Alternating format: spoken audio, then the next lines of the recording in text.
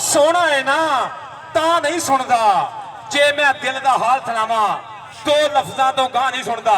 हाजी server साहब 1000 रुपया इस कबड्डी का इनाम जो 1000 रुपया हाजी सरवर साहब, 2000 रुपया चौधरी अख्तर साहब ऑफ अमरीका, 2000 रुपया चौधरी आमर साहब, 5000 रुपया 1000 रुपया चौधरी आरिफ साहब, 1000 रुपया चौधरी बशारत साहब, 7000 रुपया कबड्डी का मुठ।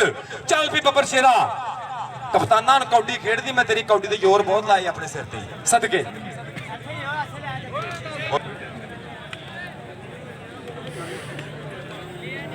जिंदाबाद जी साहब। सदर पंजाब मिल्क एसोसिएशन जनाब 1000 रुपया। इधर वेख, इधर वेखो, इधर वेख ला, इधर वेख ला पाले जलालपुर के वर्गी जाफी दी दे काले रंग दी निकर।